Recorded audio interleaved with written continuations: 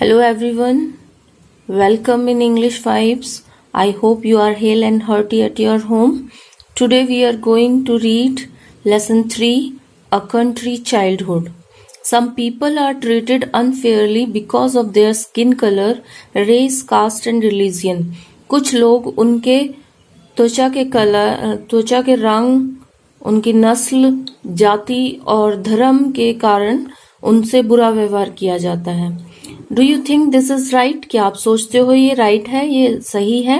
Right a sentence on what you think about this. एक sentence लिखना है कि आप क्या सोचते हो. So this is my opinion, you can write your opinion. Okay.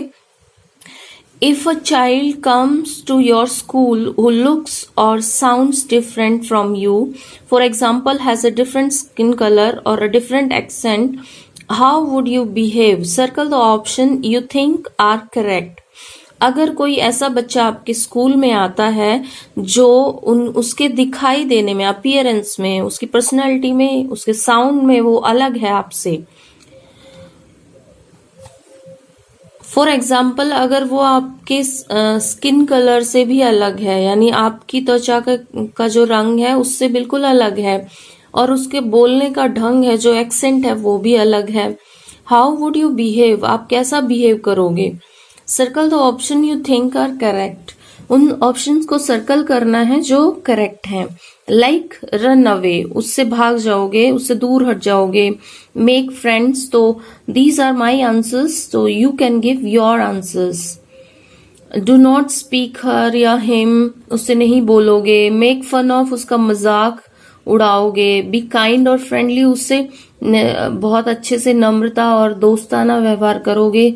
Laugh at her, उसके ऊपर हंसोगे. लर्न अबाउट हर और हिम. हर मीन्स अगर वो गर्ल है तो आप उसके बारे में जानोगे. अगर वो बॉय है तो हिम, तो उसके बारे में जानोगे. लर्न यहाँ याद करना नहीं है, यहाँ है जानना. इग्नोर हर हिम, या उसको इग्नोर करोगे. Imagine that you had to move to a far away country and join a new school. Imagine कीजिए, सोचिए कि आप बहुत दूर किसी देश में गए हो, आप चले गए हो. टू मूव यानी चले जाना. ज्वाइन अ न्यू स्कूल, और आपने जो नया स्कूल ज्वाइन किया है. You are the only child from your country in that school. उस स्कूल में आप अपनी कंट्री के एक अकेले बच्चे हो. You look different, sound different and everyone is a stranger. आप वहां सबसे अलग दिखते हो. आपकी जो साउंड है, आपका जो आवाज है वो भी अलग है, अलग साउंड करते हो. एवरीवन इज अ स्ट्रेंजर, आपके लिए सब अजनबी है. How would you feel? आप कैसा फील करोगे? How would you like to be treated? आप कैसा बिहेव चाहोगे उनसे, यानी आप कैसा बिहेव पसंद करोगे, वो आपसे कैसा बिहेव करें, वो कैसे व्यवहार करें आपसे. Discuss in class. So you can discuss with your family. This is the get set of this chapter. So here we go. This is the lesson, A Country Childhood. Nelson Mandela fought the unjust system of apartheid in South Africa.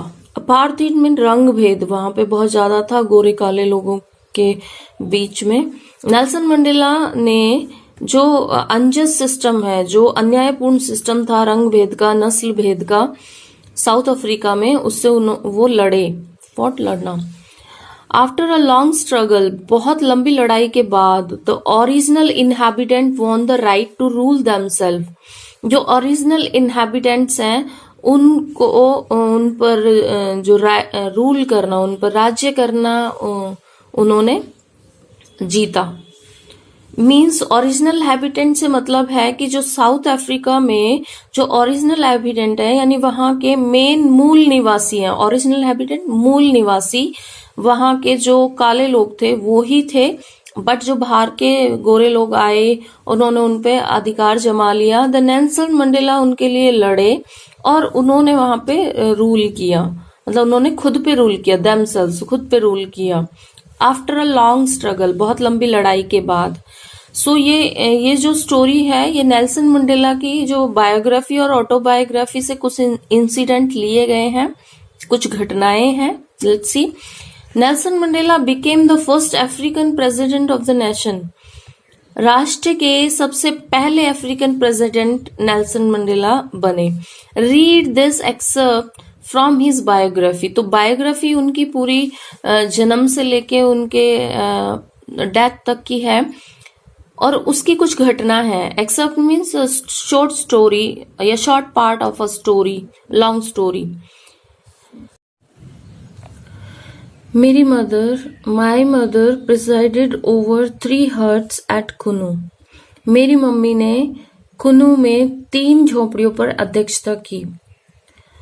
As I remember, these were always filled with the babies and children of my relatives.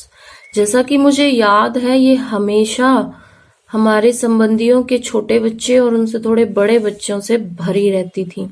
In fact, I hardly recall any moment as a child when I was alone. हालांकि in fact मतलब ये तथ्य है कि मुझे मुश्किल से ही ऐसा कोई मोमेंट याद होगा कि जब मैं बच्चा था तब मैं अकेला हूं। मतलब मैं कभी भी अकेला नहीं रहा, इतने ज्यादा बच्चे रहते थे। In African culture, the sons and daughters of one's aunt or uncles are brothers and sisters, not cousins. African संस्कृति में किसी के चाचा चाची के जो बच्चे होते थे, चाचा चाची के बेटा और बेटी होते थे, वो ब्रदर और सिस्टर होते थे, यानी बहन और भाई होते थे, वो कजन नहीं होते थे, वो चचेरे नहीं होते थे। We have no half brothers और हाफ सिस्टर्स। और आंट्स और अंकल, हमारे कोई सोतेला भाई या सोतेली बहन या चाचा या चाची नहीं होते थे। My mother's sister is my mother. मेरी मम्मी की बहन मेरी मम्मी है और मेरे चाचा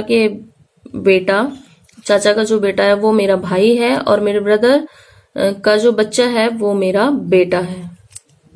of my mother's 3 huts, one was used for cooking, one for sleeping and one for storage. In the hut in which we slept, there was no furniture in the proper sense. मेरी mummy की 3 झोपड़ियों में से एक cooking में use होती थी, यानी उसमें खाना पकता था, एक में सोते थे और एक स्टोरेज के लिए थे। स्टोरेज मतलब वहां पे सामान इकट्ठा रखा जाता था, खाने का या कपड़े पहनने के या फिर और अदर्स जो सामान होते हैं फैमिली के। In the hut in which we slept there was no furniture. वो हट जिसमें हम सोते थे वहां पे कोई फर्नीचर नहीं था। इन द प्रॉपर सेंस में वहां मतलब बिल्कुल कहने के लिए वहां पे कोई फर्नीचर नहीं था। We slept on the mats and sat on the ground. हम मैट्स पर सोते थे यानी चटाइयों पर सोते थे और ग्राउंड पर बैठते थे यानी जमीन पर बैठते थे।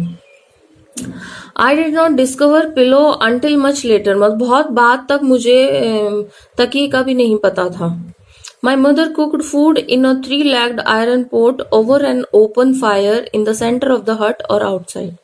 मेरी मम्मी जो 3 पैरों वाला आयरन का जो पॉट था उस पे ओपन फायर मतलब खुली आग से खाना पकाती थी, जो या तो हट के जो झोपड़ी के सेंटर में होता था बीच में या फिर बाहर बनाती थी।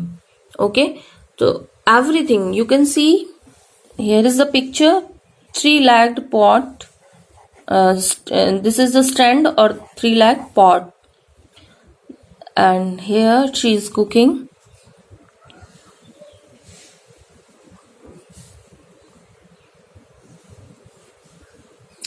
Everything we ate, we grew and made ourselves. हर चीज जो हम खाते थे, जो हमने उगाई, वो हम खुद बनाते थे। ओके, वो हमने खुद बनाई। एवरीथिंग वी एट, जो हमने खाया, वी ग्रो, जो हमने उगाया, एंड मेड आवरसेल्व्स, वो हमने ही बनाया, हमने खुद बनाया। फ्रॉम एन अर्ली एज, शुरुआत की एज में मैंने अपना ज्यादातर समय वेल्ड में बिताया। Veld is the grassy area, open grassland in South Africa called veld. Okay, Africa में जो खुले एरिया थे घास के उनको वेल्ड कहा गया।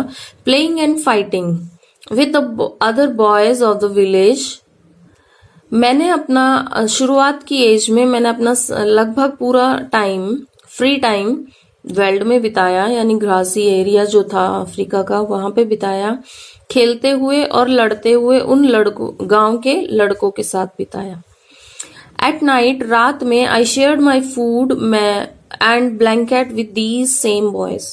और रात में मैं इन्हीं लड़कों के साथ अपना खाना और अपना जो कंबल है वो शेयर करता था। I was no more than 5 when I started looking after sheep and cows in the field. मैं 5 साल से ज्यादा का नहीं था जब मैंने भेड़ और जो बछड़े थे खेतों में उनकी देखभाल करनी शुरू की। I learned to gather wild honey, fruits and edible roots. मैंने जंगली शहद, फल और खाने लायक जड़ें इकट्ठा करनी सीखी। I could swim in the clear cold streams and catch fish with strong thread and sharpened bits of wire. मैं साफ ठंडी नदी में तैर सकता था और एक मजबूत धागे और एक तीखे तार के टुकड़े से मछली पकड़ सकता था। I also learned to stick fight. Stick fight means fighting with sticks. This is a children game जो छड़ियों से डंडियों से जो लड़ाई करते हैं। तो I also learned to stick fight. मैंने stick fight यानी जो डंडियां थी उनसे लड़ना सीखा। I learned to love the world. मैंने वर्ल्ड को प्यार करना सीखा। And open spaces and simple beauties of nature, the clean line of the horizon. Clean line of the horizon is that where the land and the sky seem to meet. जहां पे जमीन और आसमान मिलते हुए दिखाई देते हैं उसे horizon बोलते हैं। ओके, तो मैंने क्या सीखा वहां पे? मैंने वहां पे वर्ल्ड को लव करना, वर्ल्ड मीन्स ग्रासी एरिया, और खुला जो जगह थी उनको, और सिंपल ब्यूटी, नेचर की सिंपल जो साधारण सी जो सुंदरता थी उसको लव करना सीखा। और मैंने क्या लव करना सीखा? जो हॉरिजन था, जो स्टिच थी, साफ स्टिच की जो रेखा थी उससे लव करना सीखा। तो यहाँ पे नेल्सन मंडेला ने काफी कुछ बताया है जब वो 5 साल से भी छोटे थे। As boys, we were mostly left to ourselves. We played with toys that we made ourselves. As boys मतलब लड़के होते हुए, लड़के होने की वजह से हमें खुद पर छोड़ दिया गया। Mostly left to ourselves, हमें खुद पर ही छोड़ दिया गया। We played with toys that we made ourselves. हम उन खिलौनों से खेलते थे जो हम खुद बनाते थे। We made animals and birds out of clay. हम जो मिट्टी है या कीचड़ है उससे एनिमल और बर्ड्स बनाते थे। We made ox drawn sledges out of tree branches. हम जो ऑक्स से खींची जाने वाली स्लेज है, sledge means a cart without wheels to ride on. Sledge means ये गाड़ी होती है जिसके पहिए नहीं होते। और यहाँ पे ऑक्स ड्रॉन मीन्स जो बैल से खींची जाती है। तो हम वो स्लेज जो पेड़ों की ब्रांचेस है उससे बनाते थे। Nature was our playground. Nature हमारी जो खेलने की जगह थी। We sat on flat stones. हम जो सपाट पत्थरों पर बैठते और slid down the face of the large rock. और जो बहुत बड़ी चट्टान थी उसके जो फेस था उस पे स्लिड करते थे, फिसलते थे। स्लिड डाउन, फिसलना। We did this until our backside were so sore we could hardly sit down. हम ऐसा तब तक करते थे जब तक हमारी जो बैक साइड है, हमारा पीछे है जो बैक है, वो दुख ना जाए और इतनी ना दुख जाए कि हम मुश्किल से बैठ पाते थे। हम वो तब तक करते थे। वी डिड दिस अंटिल, जब तक करते थे जब तक हम बैठने लायक भी ना रहे, मीन्स हमें बैठने में भी मुश्किल हो। I learn to ride atop cows. मैंने बछड़ों के ऊपर चढ़ना सीखा, बछड़ों को चलाना सीखा, लाइक जैसे घोड़े चलाते हैं, राइड करना। After being thrown to the ground several time. हजारों बार, बहुत बार हमें जमीन पर फेंके जाने के बाद भी हमने बछड़ों को चलाना सीखा। One got the hang of it. किस तरह से कि बार बार ट्राई करके, we learned it by trying again and again. हमें काफी बार गिरा दिया गया बछड़ों ने, फिर भी हमने बार बार ट्राई करके सीखा। When Nelson Mandela grew up, he became the leader of the African people. जब नेल्सन मंडेला बड़े हुए, युवा हुए, तो वो अफ्रीकन पीपल जो थे, अफ्रीका के जो लोग थे, उनके वो नेता बने। He was a loving man who made friends wherever he went. वो इतने प्यारे इंसान थे कि वो जहां भी गए उन्होंने वहां दोस्त बनाए। He one time assistant Jess Duart relate these incidents about him. उनके एक बार के असिस्टेंट जेस डुअर्ट ने एक घटना में उनके बारे में बताया है। He always made his own bed no matter where we traveled. I remembered we were once in China in luxury hotel. He always made his own bed. वो अपना बिस्तर खुद बनाते थे। No matter where we traveled. कोई फर्क नहीं पड़ता हम कहाँ पे गए हुए हैं, हम कहाँ पे घूम रहे हैं। आई रिमेम्बर, मुझे अच्छे से याद है। We were once in China in a luxury hotel. मुझे अच्छे से याद है कि हम एक बार चाइना के बहुत शानदार आलीशान होटल में थे। आई सैड टू हिम, मैंने उनसे कहा, please don't make your own bed. Please अपना बेड मत बनाना, अपना बिस्तर फोल्ड मत करना, because it's against Chinese hospitality. क्योंकि वो जो चीनी आतिथ्य था उसके खिलाफ था। He said, call the ladies who clean the room. उन्होंने कहा कि उन लेडीज को बुलाइए, उन महिलाओं को बुलाइए जो रूम की सफाई करती हैं। When they came, he explained to them that he always made his own bed. जब वो आई तो उन्होंने पूरा एक्सप्लेन किया, विवरण दिया कि वो हमेशा अपना बेड खुद बनाते हैं। They should not feel insulted, तो उन्हें बेइज्जती वाली या ऐसी कोई इंसल्टेड फील नहीं करना चाहिए, महसूस नहीं करनी चाहिए। He didn't ever want to hurt people's feeling, और वो कभी भी नहीं चाहते कि लोगों की फीलिंग्स को नुकसान, दुख पहुंचे। Here is an incident told by Richard Stengel. यहाँ पे एक घटना है जो रिचर्ड स्टेंगल द्वारा बताई गई।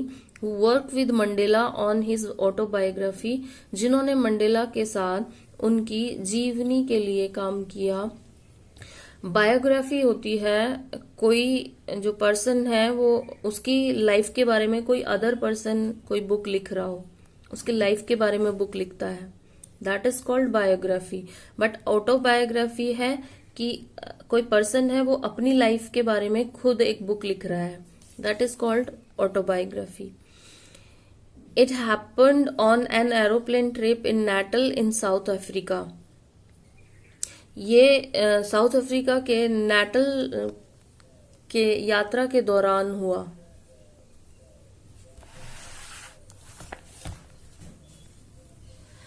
As soon as Nelson Mandela boarded the aeroplane, he picked up a newspaper and read everything in it. जैसे ही नेल्सन मंडेला एरोप्लेन पर चढ़े बैठे, उन्होंने न्यूज़पेपर उठा लिया और सब कुछ पढ़ लिया। I was sitting right across him, मैं उनके पास ही बैठा था। He pointed out of the window, उन्होंने विंडो की तरफ इशारा किया। I saw to my horror that the propeller had stopped working. तो प्रोपेलर यहाँ पे एक एरोप्लेन का पार्ट है जो बाहर से दिखता है, जो बाहर एक्सटर्नल पार्ट है। I saw to my horror that the propeller had stopped working. Propeller is the part of external part of the aeroplane. तो मैंने देखा, मैं बहुत डर गया कि जो प्रोपेलर है उसने काम करना बंद कर दिया है। He sat calmly. उन्होंने बड़े शांति से कहा, Richard, would you like to inform the pilot that the propeller isn't working. क्या तुम पायलट को इंफॉर्मेशन देना पसंद करोगे कि प्रोपेलर अच्छे से काम नहीं कर रहा है। I walk to the front of the plane. मैं जो प्लेन था उसके आगे वाले हिस्से में गया। and found that the pilot was well aware of it. और मुझे पता लगा कि पायलट इस चीज से अच्छे से वाकिफ है, उसे पता है अच्छे से. He asked me to go back to my seat and sit down. उसने मुझे मेरी सीट पर जाकर बैठने के लिए कहा. They had called the airport and the ambulances were there. उन्होंने एयरपोर्ट में कॉल कर दिया और वहां पे एम्बुलेंसेस भी थी. I went back and told Mandela that. मैं वापस आया और मंडेला को बताया. He just listened and said yes. उन्होंने बस सुना और कहा yes. The plane landed without any trouble. बिना किसी परेशानी के जो प्लेन था उसने लैंड कर लिया. लैंड मीन्स उतरना, जमीन पर उतरना. नेल्सन रिमेन काम थ्रू आउट द ट्रिप. पूरी ट्रिप के दौरान नेल्सन बिल्कुल शांत थे. He never change his expression. उन्होंने कभी अपना जो हाव भाव है वो नहीं चेंज किए. As we came out of the airport. जैसे ही हम एयरपोर्ट के बाहर आए, ही सैड. उन्होंने कहा I was really scared up there. मैं वहां पे बहुत डर गया था. Then I realise that this is what courage is all about. तब मुझे महसूस हुआ कि जो करेज है वो ये है. Okay, courage is not about not being scared. Courage वो नहीं है कि करेज डरना नहीं है, बल्कि courage is being terrified and not showing it. Courage डरना है, आतंकित हो जाते हैं. टेरिफाइड इज तो बहुत ज्यादा डर जाना. करेज डर जाना है बट उसको शो करना नहीं है. I got courage by looking at him. मुझे उनकी तरफ देखकर हिम्मत मिली. Because he was pretending not to be scared. क्योंकि वो ऐसा दिखावा कर रहे थे कि वो डरे नहीं है. And that's what he did his whole life. और ये वो था जो उन्होंने पूरी जिंदगी किया. That is what made him so great. ये वो था जिन्होंने उनको बहुत महान बनाया. Nelson Mandela won the Nobel Peace Prize in 1993. 1993 में नेल्सन मंडेला को नोबेल पीस प्राइज से नवाजा गया. He died at his home in Johannesburg in December 2013. दिसंबर 2013 अपने घर पर उनकी मौत हो गई. जोहान्सबर्ग, उनका घर जोहान्सबर्ग में था. जोहान्सबर्ग एक जगह का नाम है. Here Johannesburg is the proper noun और ये एक प्लेस का नाम है. So many of the word are here. Proper noun Nelson Mandela, proper noun Nobel Peace Prize, proper noun. All the proper noun are beginning with capital letter. So you can search here. So that's all my side. This is your chapter. Thank you.